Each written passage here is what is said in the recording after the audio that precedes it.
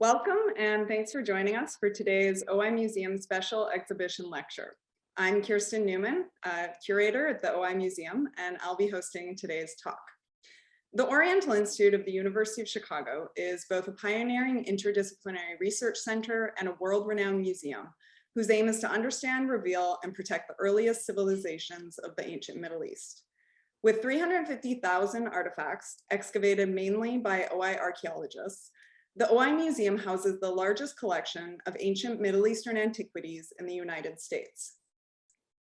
Since its founding in 1919, a time when the Middle East was called the Orient, the OI has pioneered innovative excavations and comprehensive dictionary projects that serve as cultural encyclopedias of ancient civilizations.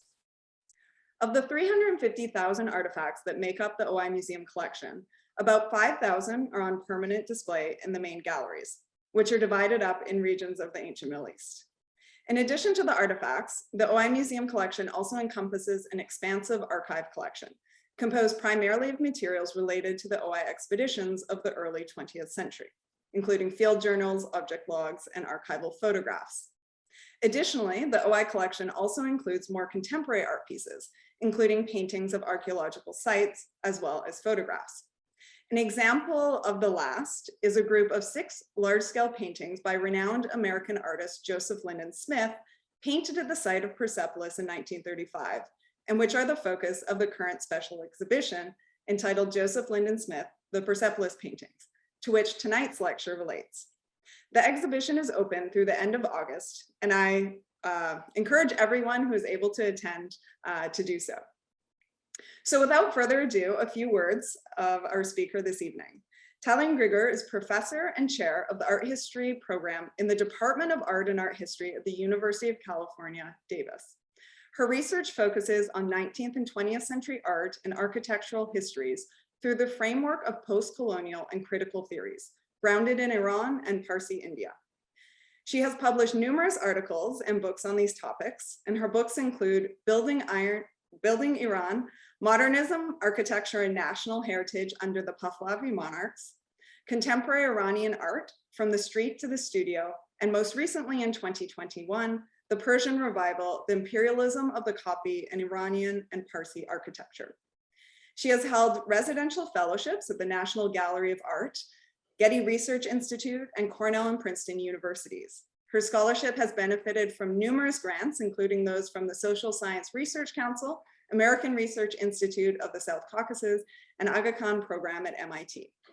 Her current work project, co-authored with Hori Babarian and under contract with Stanford University Press, traces the representational histories of Armenian women in Iran from the reign of Nasir al-Din Shah Qajar to the fall of the Pahlavi dynasty in 1979. So I will now turn it over to our speaker to speak on Persepolis after Lindon Smith, the Modernist Afterlife of the Ruins. Thank you so much, Kristen. Thank you for this invitation. I was just thinking how extraordinary it is that we study institutions and that are still there a whole century later, and I thought that was really extraordinary. So I'll just begin.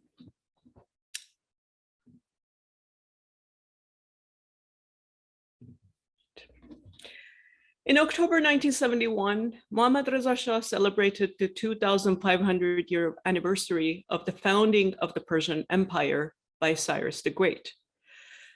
Through the 3 days of royal celebrations, Persepolis became, according to official reportage, the center of gravity of the world. The international guests and 69 heads of states included a dozen kings and queens, 10 princes and princesses, some 20 presidents and first ladies, 10 sheikhs and 2 sultans, together with emperors, vice presidents, prime ministers, foreign ministers, ambassador, and other officials. The events opened at the foot of Cyrus's tomb in the nearby ruins of Pasargada, followed by a series of gatherings in the tent city, camped southwest of Persepolis' terrace, concluding with a parade under the Gate of All Lands. While Persepolis 71 was the greatest show the world had ever seen, as the monarch had promised, it also sparked the beginning of a mass movement that culminated in the fall of the Pahlavi dynasty. Today, I would like to present the modernist engagement with the ruins of Persepolis after 1935. So after 1934's excavation of Ernst Herzfeld and after the renderings by Joseph Lindon Smith in 1935.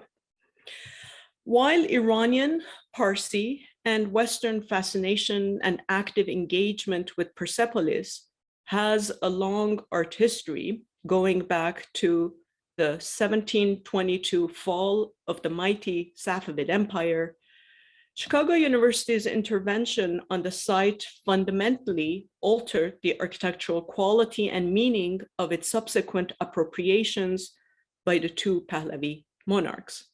So this kind of the appropriation of the architecture and iconography of Persepolis really has a very long history. As I mentioned, it goes back to the fall of the Safavid and the turmoil of Iran. And in two places, it had a parallel, Persian revival had a parallel history. So this, what you're seeing are the Parsi temples in Western India, very lavish, borrowing not really from Persepolis, but from travel logs, and some of them are European travel logs. And through, by the 30s, through Parsi patronage of architecture, the Parsi brand of the Persian revival actually is imported into Iran. But the Persian revival itself has an Iranian brand that I have argued goes back to the Karim Taherzaldev in Shiraz, and you're seeing a parallel between some of the reliefs by during the Karim Taherzaldev's period, and on the top from Persepolis, which then was translated into full-blown architectural monuments by the 19th century, by the end of the 19th century, particularly in Shiraz. Where we're seeing these copying from Persepolis, where historical accuracy was not really a priority, but rather artistic free will and collage. And here I have on the lower right, I have Lindon Smith's painting, and I will place a few of these paintings building on Kristen's talk. I just implanted some of these paintings into my talk, but I'm not going to directly address them. The history of the Persian revival in the 1930s consisted of the Pahlavi dynasty's adoption of the style, itself shaped by two significant developments: the modern coupling of archaeological knowledge to architectural design as a marker of racial essence, and the espousal of architectural style by an autocratic state as a tool of national propaganda, which was supported by the presence of German architects in the service of the Iranian government. Not so gradually, the political meaning of the Persian revival transformed into an official discourse as the state monopolized its patronage. The proximity of the kings to the ruins set the stage for this new grafting of archaeology onto architecture. Systematically, books and newspapers published photographs of Reza Shah at both ancient and modern sites, actively inspecting and inaugurating. No longer were travelogues, lithographs, photographs, and postcards passively to mediate between the two. In the royal person, always tall, robust, and in military uniform, national time and space collapse to heal its historical wounds. An essential aspect of this grafting of archaeology onto buildings was the disappearance of Qajar or Parsi eclecticism. All the curves, all the colors, all the mirrors, all the tiles just disappeared. The excavations at Persepolis, led by Herzfeld, provided a set of novel formal qualities to the revival, characterized by a modern, almost fascist aesthetics. These austere landmarks represented and provoked broader Pahlavi agendas aimed at national homogenization.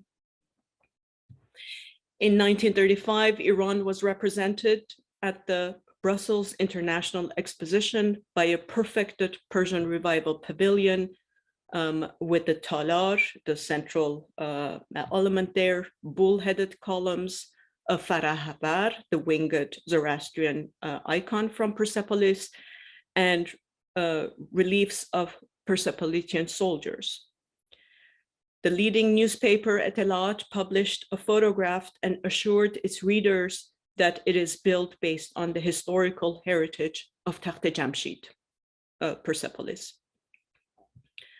The Pahlavi reign thus secured the Persian revival with the state affiliation it had lacked since its invention by Parsi industrials and philanthropists in the 1830s Bombay.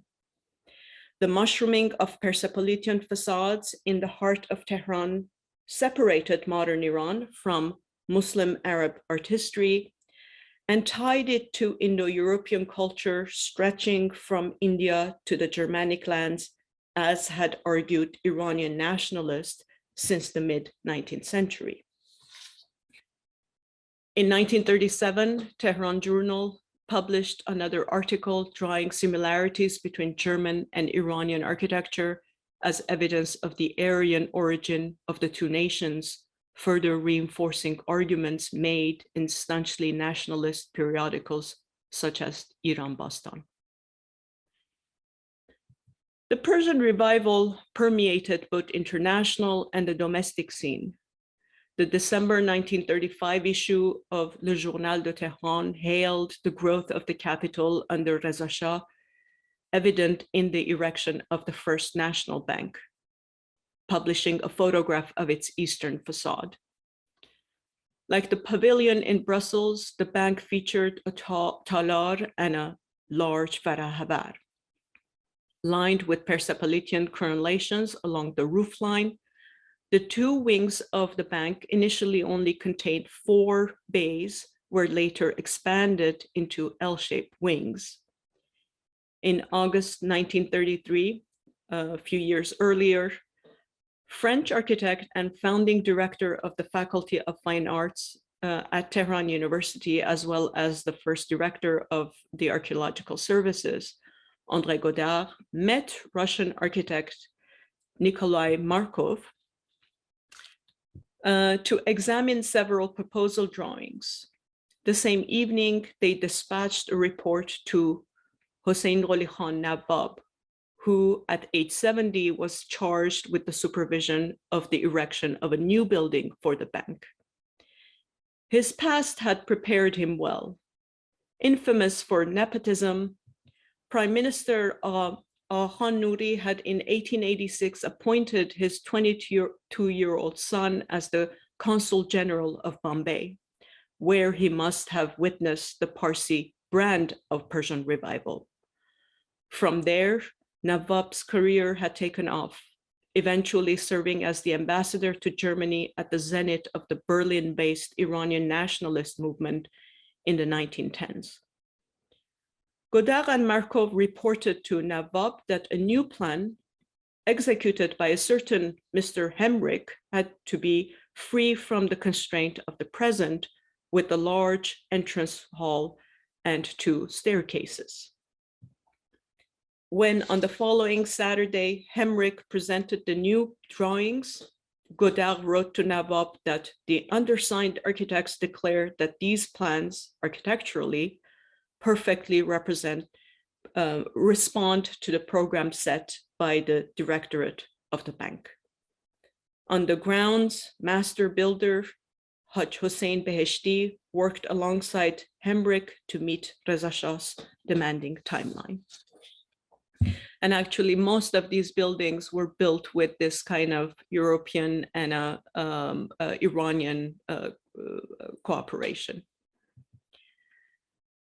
The inauguration in 1935 inspired the construction of the bank's other branches, as well as the printing of new banknotes adorned with views of Persepolis. These, in turn, helped disseminate Iran's modern look as the heir to the Achaemenid Empire. Printed in 1938, one banknotes included a perspectival view of the bank itself, whereas a 1976 banknote carries the bank's elevation drawing. The edifice and its mobile replicas worked in tandem to compress national time and space and enable leaps from Persepolis to Tehran. The connections between ancient archaeology, modern architecture, ancient institutions such as the Persian monarchy, modern networks such as the banking system, as well as the ties of legitimacy between king father and king son, were made visible through these visual strategies invented in Persepolis as image. European architects dominated the design of most of these Persian revival buildings in the 1920s and 30s. Most of them in the heart of Reza Shah's capital city, which was being reformed and going through huge transitions. The rare Western-trained Iranian architect participating alongside them between 1926 and 34 was Karim Taherzaldev. In 1907, he joined the constitutionalist fighters in Tabriz, but soon after their defeat, he escaped to Berlin and became one of the young members of the Berlin Circle of Iranian nationalists who often contributed to Kaveh and Iran Shahr. Both of these are nationalist periodicals being printed in Berlin at the time, while conducting research for German Orientalist Friedrich Saar at the Kaiser Frederick Museum. After his 1926 return to Iran, Taherzadeh Behzad deployed the Persian revival to translate the words of the editor of Iran Shahr, Hossein Kazemzadeh, who was actually his roommate as well, who had insisted that the ancient civilization of Iran is the best means of awakening the nationalist feelings in the hearts of the Iranian people. And so he was tasked by Reza Shah to turn these feelings into stone, into new architecture. Ferdowsi's tomb in Tus, Reza Shah's school in Tabriz, and Reza Shah's hospital in Mashhad were only the beginning of his revivalistic works. The Iranian parliament remained his legacy, chosen as the building of the National Assembly by the first constitutional prime minister, Mirza Nasrallah Khan, whose son, Hassan Pirnia, was a prominent historian of ancient Iran and four-time prime minister of Iran. Sepahsalar Palace was shelled on July 4, 1908 by Russian-backed royalist troops. After a fire in 1931, Taherzadeh Behzad was appointed to renovate the building, now the seat of the parliament. On the northern facade, a long portico of bull-headed columns is divided into 5 sections with a protruding central talar. The uniform and perfected white columns, recalling the hypostyle halls of Persepolis, aimed to change the nation it intended to reawaken and modernize. Like the nation too, a Qajar edifice had been transformed into a Pahlavi discourse on Persepolis. The Persian revival under Reza Shah even at its zenith in the late 1930s, however, was never so hegemonic as to gain everyone's support. Despite its widespread use by the state, it remained a style that generated mixed feelings. Arthur Pope, who was the American Orientalist, who was instrumental in sort of making sure that Herzfeld leaves Iran, was an adamant advocate of Persian revival. Despite his passionate cries of turn back, look to the Orient, old Persia can save us, not everyone felt that this national style was expressive of Iran's modernity. Vartan Hovhannisyan, a pioneer of Iran's modern movement, criticized it vehemently and insisted that bulls and lions were better kept at the zoo. The popularity of the style dissipated, or rather transformed into other stylistic debates away from revivalism, as Iranian architects began to favor the international style in the 1950s and after.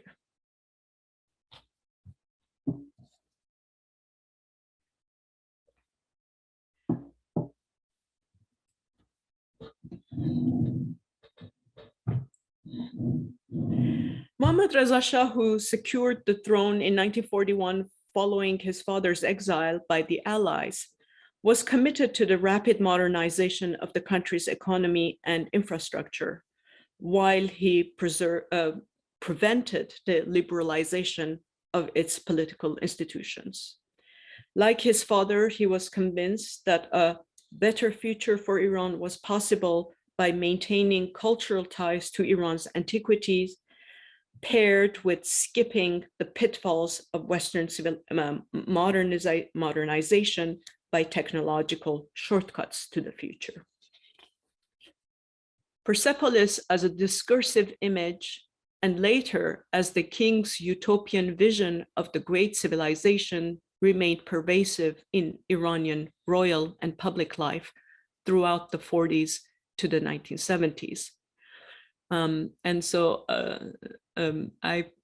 I found a couple of interesting images. So this is in December 1959, President Eisenhower's visit to Tehran, where actually it's a Qajar tradition of these arches, ceremonial arches that were temporarily placed in different nodes in Tehran. And so this is one of them, basically two of the Persepolitan arches that have been, or thresholds that have been enlarged. You see these soldiers on two sides, the faravar, very large faravar on the top, and one of the paintings of the lion and the ox. This is another one on the same occasion, a little bit different. I thought this was really interesting. The Statue of Liberty facing one of the Persepolitan soldiers, again, connecting not only geographies and cultures and through them diplomacy, but also connecting time together. And this is another picture of a photo of literally 6 days later in the same year, where Mohammad Reza Shah is marrying Empress Farah. And so these are some of the carpets. These are Sasanian revival carpets, and these are some of the guests. By 1971, the buried fragments of Persepolis had emerged as a vast ancient city with royal palaces and throne halls, residential quarters and harems, and a sophisticated decorative program with exquisite examples of high reliefs. In that October, the complex was selected to house the festivities that included 5 major events: the opening speech at the foot of the tomb of Cyrus at Pasargada, 2 dinner banquets in the tent city, followed by fireworks over Persepolis, the viewing of the great parade of Persian history under the grand staircase of Persepolis, and finally, the conclusion of the celebrations in the modern capital of Tehran. Careful architectural and technological measures were undertaken not only to render Persepolis and Pasargada user-friendly to dignitaries, but also to provide them with a modern look without impairing their antique allure. A fine-tuned synthesis of the ancient and the modern aesthetics was intended to guarantee the symbolic and practical success of the undertaking. On October 12, at the crack of dawn, Mohammad Reza Shah launched the ceremonies with his famed address. Standing in front of Cyrus's empty tomb at Pasargada, the king assured the historical figure that after the passage of 25 centuries, the name of Iran today evokes as much respect throughout the world as it did in thy days, and that he, Cyrus, should rest in peace, for we are awake to guard thy proud heritage. These slides are interesting because you can see the comparison between how the archaeological site was cleaned out or sort of sanitized from its medieval use, where we had all these medieval columns where the monument had been used as an open-air mosque. And then on the top photograph, you can see how it's completely cleaned out. After the initial ceremony at Pasargada, the event continued at Persepolis. The biggest intervention on the site was the erection of the tent city or golden city, proposed by the French interior design firm of Jensen on the ruins southwestern section. The area was described by one invitee as 160 desert acres covered with some 70 tents, sumptuously decorated with French crystal, china, and linens, and hung with red silk and velvet and glittering chandeliers. The king had insisted that his 600 foreign guests should camp outside Persepolis, as had done the ancient Assyrians, Lydians, Armenians, Arabs, and Babylonians in the time of Darius I. The star-shaped encampment was organized around a large fountain. The pair of tents, totaling 6 residential villas, projected out to create 5 axes, each named after a continent. Each tent of yellow beige and royal blue fabric contained a sitting room, 2 bedrooms, 2 bathrooms, a kitchenette, and a service room. At the end of the main axis, a large tent was erected as the banqueting hall to house the evening gala of October 14th, catered by Chez Maxime's of Paris. The evening concluded with fireworks over the ruins, where actors draped in ancient style textiles recreated the rituals of Achaemenid kings. To accommodate the high-tech spectacle, the site was equipped with amplifiers, loudspeakers, transmitters, projectors, hi-fi set, recorders, television cameras, and other light and sound systems, all of which were concealed behind partitions. It's very interesting how one's brain functions or doesn't sometimes. When I visited the site in 1998, I had written a graduate student paper on the celebrations. And when I was at Persepolis, I was sort of looking around the area, and to my dismay, I noticed the tip of this tent. And I could not believe that it was still there. And so I asked my taxi driver to take me there, and lo and behold, it was there the way that you're seeing it here in this picture, where the tent city had been vandalized, but had been preserved in this vandalized way, with addition of a few slogan posters here and there, sort of teaching the visitors the lessons of history. And then in 2007, when I returned, and I was, of course, photographing Persepolis, looking at all the details, all the reliefs. And then when I was done with sort of photographing the ancient site, and I sat somewhere, and all of a sudden I saw these things, these very old, clearly outdated and non-functioning technology on the site. And the moment that, first I was sort of interested, I mean, I was sort of surprised that I had not seen it in 98 when I was there. And when I started to see one, then all of a sudden I kept seeing more and more of them, and they were everywhere. And it dawned on me that these were, in fact, the debris of 1971, and they have become ruins. Sort of, they are additions of the ruined to the Achaemenid ruins. They're the Pahlavi ruins on the Achaemenid ruins. So the rituals of modern diplomacy were a prelude to the historical parade of the following day, which involved a decade of preparation through scholarly research and production, rehearsals, and over 6,000 men. With the help of French companies, including Jensen, Chez Maxims, Lavigne, and Limoges, an Iranian team devised the costumes for the parade of Persian history. It showcased 10 periods in the military history of Iran, from the Achaemenid Empire to the Pahlavi state.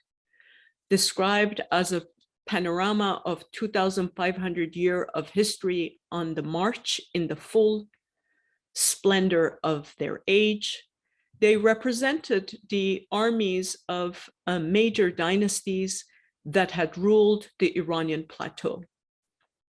For several months, rehearsals were organized, soldiers were prevented from shaving, benches were assembled, and the ruins of Persepolis were thoroughly refurbished.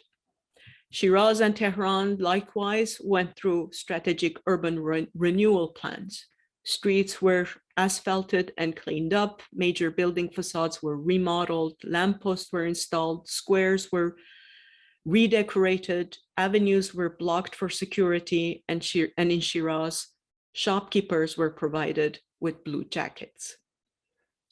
Later, historians noted that at Persepolis, Mohammad Reza Shah remodeled Persian history to his own heart's desire, as he had insisted that it helped immensely to establish Iran anew in Western perceptions. Others remarked that the parade surpassed in sheer spectacle the most florid celluloid imagination of the Hollywood epics. And to this 1916 film, I would definitely add Zack Snyder's 300, which was definitely a feat of imagination. And then its sequel in 2014, which actually depicts Persepolis in really fantastic ways, fantastic in terms of fantasy. After the end of the third day of celebrations, the foreign dignitaries were flown back to Tehran. This change of location from Persepolis to Tehran spoke to the link between the ancient city of Persepolis as the capital of the Achaemenid Empire and the modern city of Tehran as the capital of the Pahlavi state, an evocation of change and continuity of antiquity and modernity. As put by one state spokesman, it was a jump out of history into the nation's future. When the second half of the celebration was launched in Tehran, the king dedicated the imposing Shahyad Aryameh monument, which is actually a linear museum where you go up, and at the very top, under this dome, the Cyrus cylinder was borrowed from UK, and it was displayed there. The monument itself, the arch here, is actually a replica of the arch of Ctesiphon that was copied by André Godard in the 30s. And so both of them are referring back to the last seat of the Sasanian monarch who left Persepolis, Ctesiphon, and was was murdered, and that was the end of pre-Islamic Iran. On the final day of the celebration following the inauguration of Shahyad, additional parades took place in the newly inaugurated 100,000-seat Aryameh Stadium. The celebration concluded at the tomb of Reza Shah in Ray, south of the capital city. That the events in Tehran were staged against the backdrop of revivalistic modernist architecture contributed to the impression of compressed time from Cyrus the Great to Reza Shah the Great. These articulations of nations' history were meant to show off Iran's considerable recent achievements to the outside world, and at the same time show Iranians how respectfully the outside world would treat the official ideology. While the court minister insisted on $17 million, by the end of the week, the Iranian state had spent somewhere between $100 to $300 million. Local critiques immediately began to express their opposition to Persepolis 71.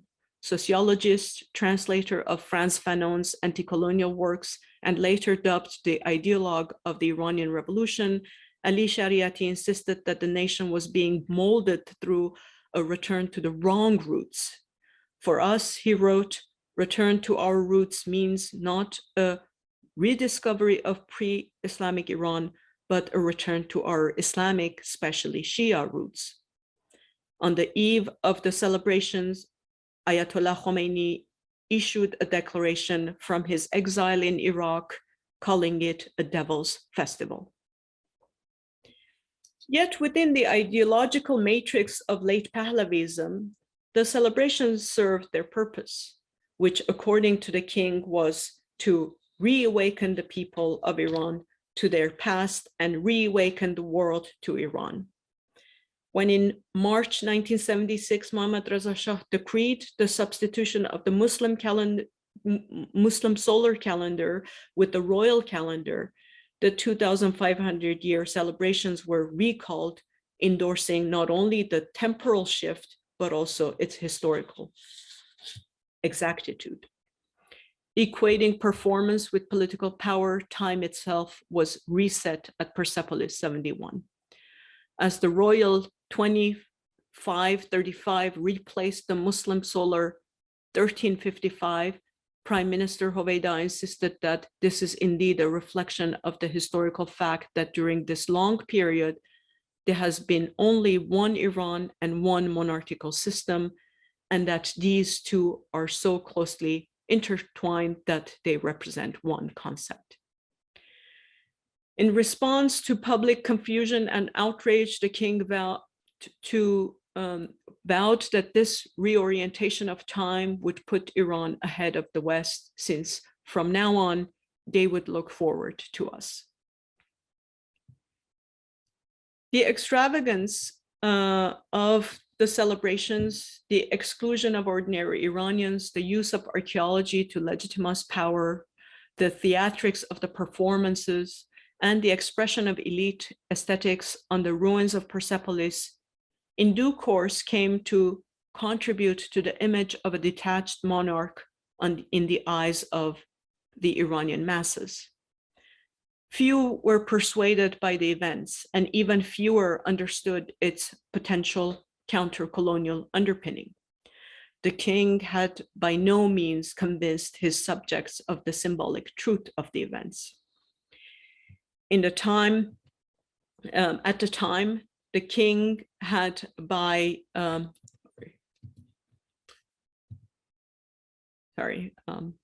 at the time, however, Western popular journals and newspapers earnestly endorsed the events.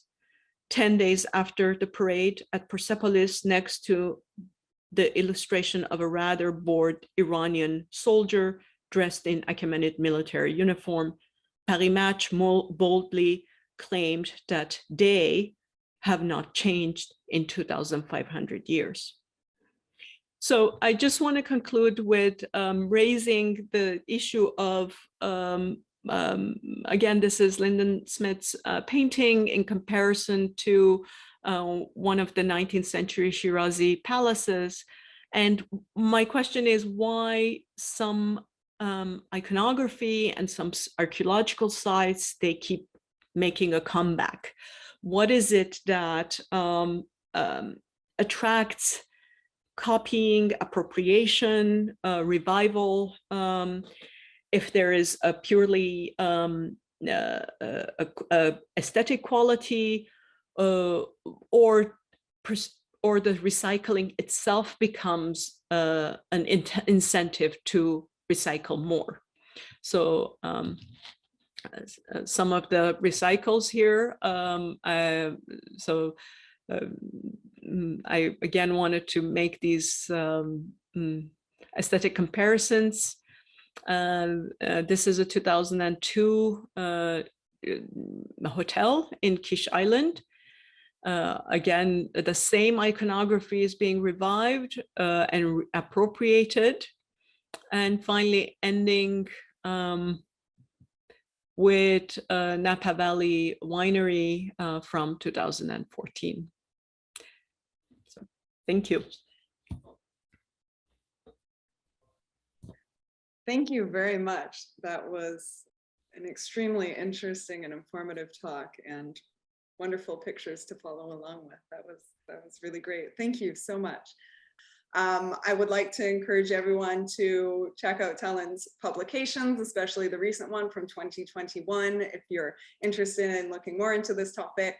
And I've also shared a link to the current OI Museum Special Exhibitions website, the Joseph Lindon Smith Persepolis Paintings, where the link to this talk will be posted, as well as circulated by email. The link to the previous talk that I gave for the opening of the exhibit is also there, as well as some other links to reading and materials about the OI's expedition there and the history of those paintings. So I want to thank you everyone again for joining us this evening, and we hope to see you again soon. Thank you. Thank you, everyone.